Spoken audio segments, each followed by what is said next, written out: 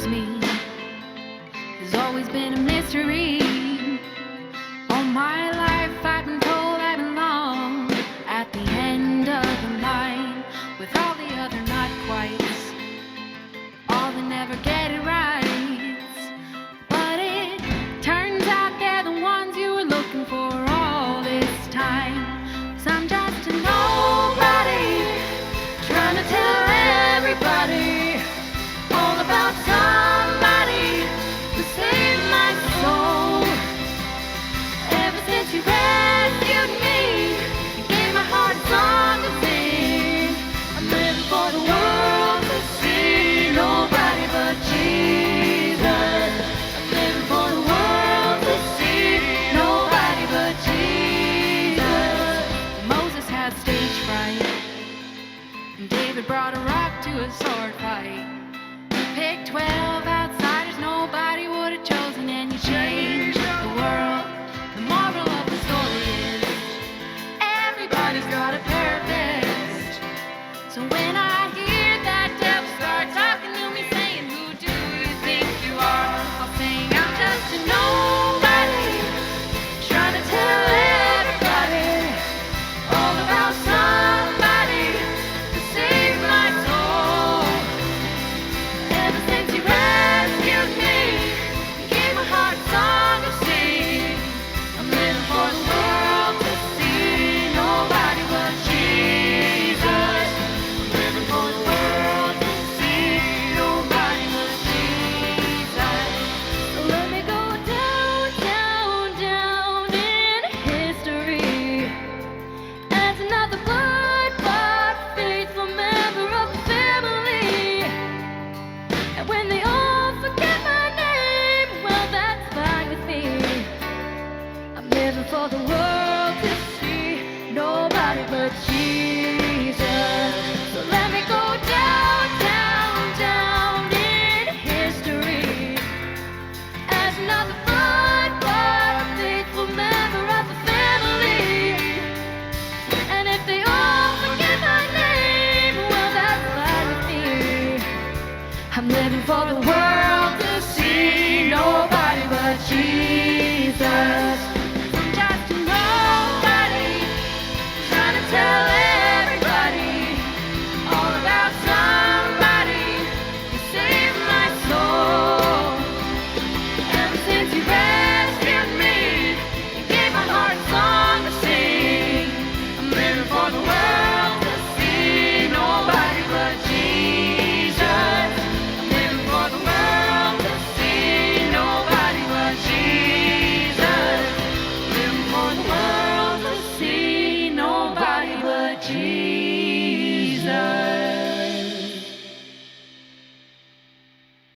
Hey everyone, how are you doing? I have a question for you. Have you ever tried to build a pyramid with plastic cups? I have tried a bunch, and let me tell you, there is a science to it. You have to make sure you space your cups evenly, and you have to be careful when you add each level to it. It's really fun, but you have to be calm and not have shaky hands like me. You have to be at peace.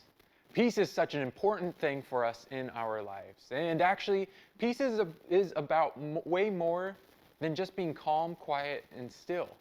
Peace is proving you care more about each other than winning an argument. Isn't that the way you want other people to treat you? Making peace is a great way to build a bridge to someone else. Instead of letting disagreement and hurt get in the way, it's a great way to treat others the way that you want to be treated. And this week, we've got another super cool story coming up about someone who had to decide if she could make peace. You're going to love it. So let's take a minute to watch this week's video together. The Bible. It's 66 books of history, stories, letters, and poetry that fit together to form God's one big story. The epic adventure of how He created us and loves us so much that He made a way to rescue us. As we travel through the Bible, from Genesis to Revelation, we discover people who met God and found their lives changed forever. Now, for an amazing story, inspired by the book of 1 Samuel. chapter 25. God had promised David would be king, but for now, King Saul ruled Israel. David lived his life on the run, followed by a group of misfits who had become friends and servants. One day, they arrived in the desert of Paran, near the land of a wealthy man named Nabal, who owned 3,000 sheep. We'll set up camp here, man. At first, Nabal's servants didn't know what to think. Too many strangers around these parts. We've had food and sheep go missing. But David's men were honorable. They didn't try to steal from the shepherds. In fact, David protected Nabal's shepherds from any harm. Stay as long as you like, my friend. About time for sheep shearing, isn't it? Oh, yes. Nabal will hold a grand feast when it's all over. Your men have helped us, so they should share in the celebration. David called for 10 of his men and gave them a message to send to Nabal. On it. David's messengers hurried up the mountain to Nabal's estate and were brought to stand before him. Well, what do you want? Nabal sneered down at the men while he continued to chew on a fine leg of mutton. David says, "May you live long. May things go well with you." Continue. He says, "I hear that you are clipping the wool off your sheep. When your shepherds were with us, we treated them well and protected them. Now please be kind to my men. Please give us any food you can find for us." Nabal leapt from his seat and hurled the mutton bone across the room. Who is this David? Probably a runaway servant. Why should I give bread and meat to a nobody and his men who come from who knows where? David's men returned to camp and delivered the news. Oh, no, he didn't. Oh, yes, he did. Men, put on your swords. We'll make Nabal wish he hadn't. At no time at all, David and 400 of his men were marching up the mountain to confront Nabal.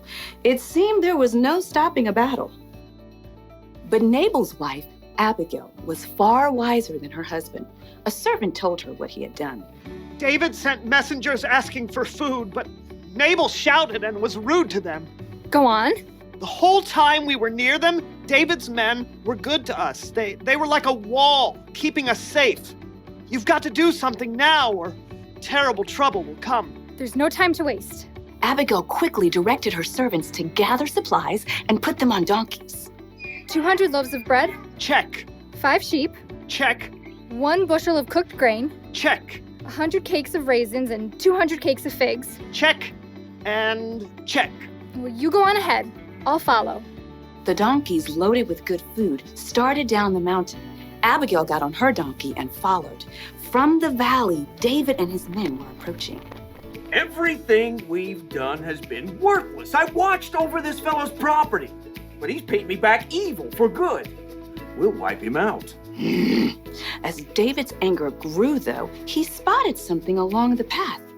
A pack of donkeys. What's this? It looks like they're carrying something. Food for a feast, I'd say. Behind the pack of donkeys, Abigail prepared for what lay ahead. I must stop this. The moment Abigail saw David, she slid off her donkey and fell face down on the ground before his feet. Please, let me speak. Let me take the blame for Nabal's actions. Abigail raised her eyes just enough to notice David's surprised face. He nodded. Don't pay attention to Nabal. He's always doing foolish things.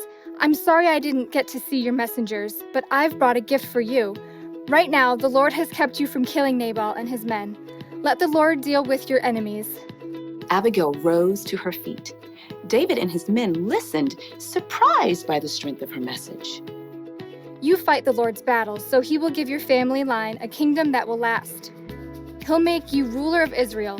And when he does, you won't have a heavy load on your mind about killing people with no reason. The Lord will give you success. When that happens, please remember me. Abigail took a deep breath and waited. David smiled. Give praise to the Lord. He sent you to find me. May he bless you for this. You have kept me from using my own hands to get even. David's men unloaded the food that Abigail had brought. Go home. In peace. I'll do what you have asked. Abigail made her way back up the hillside to her home. She had chosen to humble herself and do the hard yet creative work of making peace. In the end, Nabal paid the high price for his foolish anger, but God blessed Abigail.